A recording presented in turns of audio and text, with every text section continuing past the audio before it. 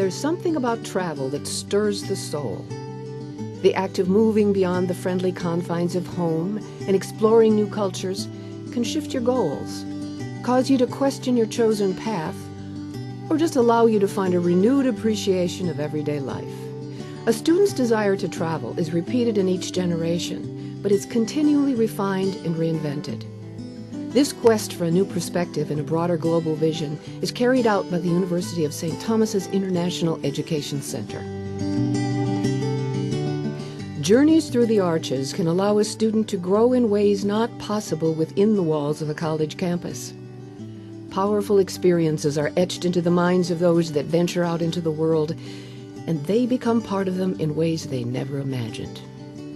I don't think you can fully, completely learn what college is or really who you are until you've been challenged in the ways that studying abroad or traveling really can. Well, of course, we're in the world. We should go out there and be with it and see it and touch it. When I think back on it now, it sort of feels like this big dream. Oh, it was wonderful. I can hardly say Rome without just having all these wonderful memories. It was perfect. We could do Italy, we could do all the surrounding countries, so you really got a taste of so many cultures without having to get on a plane. The train as a student's a very good friend over there. I always talk to my advisees, well, do you want to do art history on campus? Do you want to do art history in London? You notice this immediately when you go into Athens, and it's the layers of time that you see. I started just from Fridley, Minnesota, you know, and I got to really, I felt, make an impact on the world. Well, St. Thomas really changed my life for the better, and I'm forever grateful for that. There was a lot of resistance at that time. A lot of the faculty was very nervous about it, what happens to students when they go off. One faculty member actually pointed out to me that they shouldn't do that. They may come back with strange ideas. The early days of international exchange at St. Thomas were filled with uncertainty, but with the help of a few key faculty members, the program was soon off and running. In the early 70s, a young fellow by the name of Rick Cheve, really bright young man who was also a German and business combined major, walked into my office one day and said, I must study in Vienna. Make it happen. It was pretty much catch as catch can, I think. Students would travel abroad, but I think that they often made their own arrangements, maybe always made their own arrangements. I don't know whether there was any office at all supporting whatever they did until International Studies was created. A new dean by the name of Charles Keffer had just come on, and he was one who was quite capable of thinking outside of the box. So through some discussion, we decided there should be a study abroad office. We called it the Foreign Studies Office in the early days. He provided a small budget and a secretary to work with. Paul Schoens convinced the St. Thomas administration that there needed to be a full-time commitment to the International Education Exchange. In 1983, the International Education Center was established, and a full-time director, Dr. Sarah Stevenson, was hired. When I did decide to study abroad and started looking around, there wasn't much out there. I knew I was going to do it anyway, and I was fortunate in that Dr. Stevenson's arrival coincided with my interest in going overseas. But it is great to look at the development of the program from 1983 until now and see the growth and the phenomenal outreach and making these opportunities available to literally every student at St. Thomas. The dedication of the IEC staff, you know, there's people that have been there for years and years. Sarah Stevenson is director, and then Sarah Spence, as everybody calls her, and Ann Hubbard. The three of them have been just a solid core that have been there, and the dedication they have, both to providing opportunities for the students to go where they want to go, and the learning opportunities. I've been just really, really impressed by their dedication. They go far, far above the call of duty. As a study abroad director for my course in Greece, I work primarily with Sarah Spencer, who is fabulous. And she's in charge, you know, of short-term study abroad programs. And she's been enormously helpful from the very beginning in how to design a course that can fully not just take advantage of the place we are, of Greece and the richness of the various ancient sites there. But she really helps faculty refine and change their pedagogy and become more innovative about the ways that you can teach abroad. If they have a place they want to go, the IEC staff will get them there. I'm walking out of my room into our breakfast room in the hotel in Athens, and they're all sitting around in their pajamas and their sweats, all working on their papers. But there's this great energy, and they were feeling free to talk with me about it and to talk with one another, and we could start to see all this learning come together. If there is a common thread to be found in the many stories and memories of travel, it is that no two experiences are ever alike. We were in Kenya, and so we had decided we were going to do a day trip to go out to this reef, and you could like charter a sailboat. And I remember I had my Lonely Planet guidebook, and the Kenya guidebook, and we're reading, and it's like, oh, this, it tells this is a great place to go sailing, and it's this tiny little town, and it's tucked back, and you go down this gravel road for 2 hours, and then when you get to the end, there'll be this tiny little town, and there's a guy by the name of whatever his name was, somewhere in town. You just have to ask for him. I was looking at the book, and I remember the name. I said, oh, do you know a guy by the name of blah, blah, blah? And he says, oh, yeah, that's me. And I was like, what? You're famous. I was like, do you know that you're in this book that people around the whole world are reading? And I'm not kidding you. I mean, we were like in the middle of absolutely nowhere. I had a great time. I had a series of great times. I just love meeting new people, kind of finding out what makes them tick, and truly the benefit of the program I went on in Germany was that the Goethe Institute had people from all over the world. So my friends are not just native Germans. I've got friends from Australia, Holland, Germany, France, that I'm still in touch with. The fun was really living all these different cultures. I walked to school looking at the Swiss Alps, breathing in this beautiful mountain air, walking through a 500-year-old cemetery with unbelievable headstones and monuments, and the church I went to was just breathtaking. I was in this beautiful Andean town called Cajamarca, one of the most picturesque towns in Peru, and ran out of money, and there was no easy way home, and I ended up meeting some local family that connected me with people that were hauling cattle back to Lima, and they gave me a ride 36 hours back in a truck full of cows and pigs, and literally I was without money, didn't have much to eat, but interesting experience. One of my favorite parts of the whole thing, outside of the academic portion, when we're in Ireland, we make a stop as part of this little trip right at the very end at the Cliffs of Moher, and they're just spectacular. And I've been there many times, and they're still special to me. And to watch the students just sit and stare out over the Irish Sea and just look at those cliffs, I think, to me, that's one of the memories that always comes back. I saw and experienced firsthand a lot of poverty, and I mean very, very serious, extreme poverty, which just totally threw me. It's like I had seen that in Guatemala, but to see it over and over and over, my mind had been opened up, and I sort of spent the rest of college kind of trying to figure out how to piece that back together. So I changed my major, I changed a lot of my activities, just really, actually almost left St. Thomas because I was really just torn apart. And I'm glad that I stayed, but it was definitely a life-altering experience. Before I was flying home to the States, the 3 other women that lived on the floor in the building that I had a little room that was rented, they all started speaking to me in English. And I looked at them like, you've got to be kidding me. I've been here for 5 months. You've never said a word to me in English. I've struggled. And they said, how do you think you learn?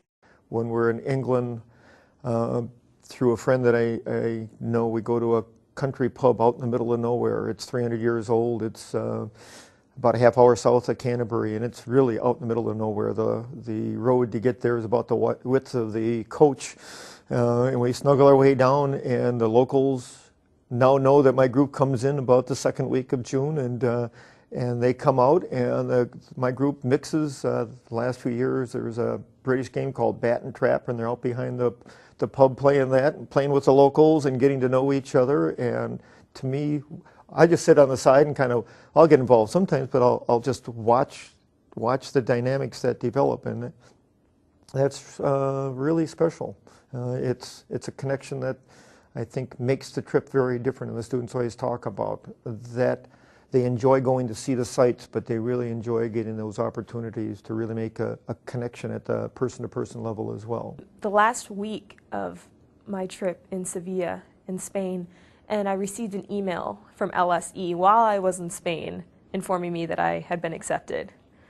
But I called my parents, and it was a 7-hour time difference, and it was probably 1 o'clock in the morning there. And I was so excited, but I also I stopped for a second and I said, I'm going to be spending 1 year next year. I'm going to be in London, at this exact time, next year in 2007. One weekend we went up to the north part of Spain, Bilbao and San Sebastian, and it was pouring down rain the whole time. And it's supposed to be this beautiful northern coast, and we had to wear socks and long pants and jackets and scarves the whole time. I think it's good for the people who are in the U.S. as well for people who live in other countries to come here to see the difference. Stories of travel and intercultural exploration are not just a one-way ticket. The International Education Center does a lot more than just create study abroad opportunities for St. Thomas students. The center also facilitates countless journeys through the arches into the University of St. Thomas from locations all across the globe.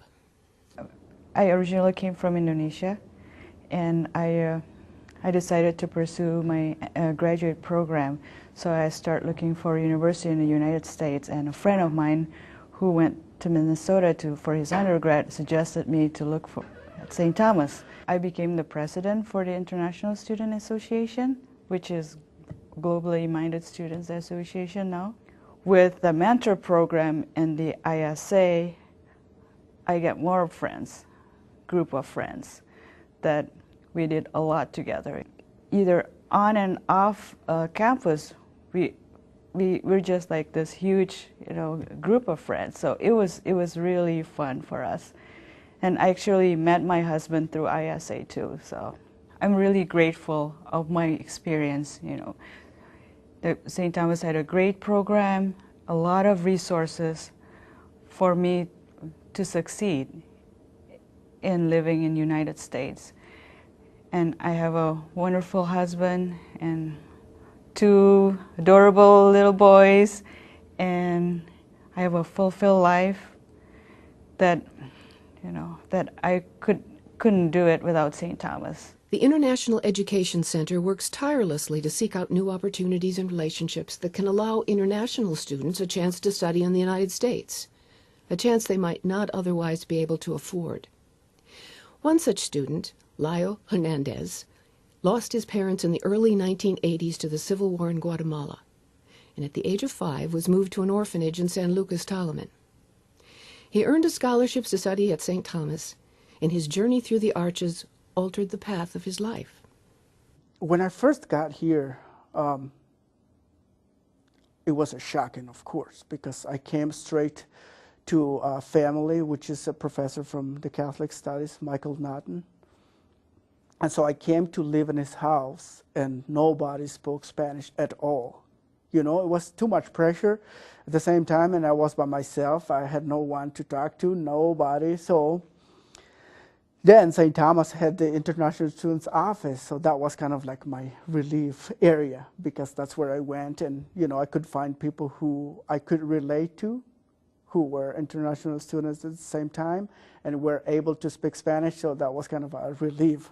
You bring some part of what you learn here at the university level from the United States back to your country. So that's what you can share and, you know, and explain and have a better understanding to explain to them what it is to be a student in a school at the United States.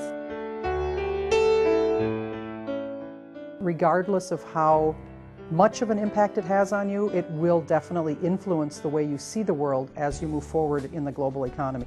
Through their experiences in other countries and cultures, students often reassess their chosen paths. I work for Cargill, have for 20 years, and it's taken me many different jobs, many different locations. Having my background in Latin America certainly helped me differentiate myself in the job hunt after college. And it unlocked the way towards opportunities overseas. I was fluent in Spanish when I came back from Peru after a full 2 semesters. And it carried me to Caracas, Venezuela for about 4 years working for the company. Prior to that, it led me to meet my current wife of 19 years, best thing that's happened to me. And we lived in Costa Rica. We're raising 3 daughters that are bilingual. So in a nutshell, yes, it's had a pretty profound impact on my life. I guess I was at an age where, you know, I was really ready for something like that. Really trying to find out who I was, trying to sort of figure out my place in the world. And I was in college and I wasn't afraid of anything. And the thought of doing, you know, a trip around the world with nobody that I knew wasn't scary to me at all. I tell my wife Mary, sometimes I'm like, whoa. Even now, I stop and say, whoa, where am I? In the U.S. And also at the same time, it's like, and I am able to speak another language, being in the U.S., you know, and I have a family and I have 2 kids. And it's like, it's shocking and hard to understand that. But then you realize, well, it happens to everyone. You know, you never know where you're going to end up being. Wow, I'm just a kid from the Twin Cities, and here I'm closing an American embassy out in the middle of the Indian Ocean. It was very cool. I have friends now from Thailand, Singapore, India, Britain, all over the world, friends that I still keep in touch with. Martinique, a little French island. I mean, it's incredible that all the friends and people that I was able to meet that I know that I would not have met if I had decided not to travel to London and live there for 1 year. When I look at the complications in the world today on a political landscape, having different perspectives and appreciating different points of view is so critical. And the only way we're going to get there is to push our children to learn different languages, to understand different cultures. I can't believe I did it. I can only hope my children will do it and have nearly as great a time as I did and be able to retain language and retain friends and retain the sense of the open door policy in Europe and how we need to all give back and keep the world, we need to keep educating each other through these programs. Communication is the way of the future, and I really think this helped me. I am so grateful for the experience. It was really, really great. I'm absolutely so thankful that I had the opportunity to do that, because I feel much more independent and much more competent and more mature at this point than as a sophomore. This university has come in first, and I think last year maybe we were second or third in the percentage of our undergraduate students who have a travel abroad experience before graduation. This includes all the doctoral research universities in the country. So it's quite a distinction for us to have a greater percentage of our students getting that kind of international experience on the ground in other countries. really ahead of all of the other universities in our category. That's a real achievement. With continued dedication and commitment by the faculty and staff, a student body with boundless thirst for understanding, the international experience will continue to touch the lives of all of us.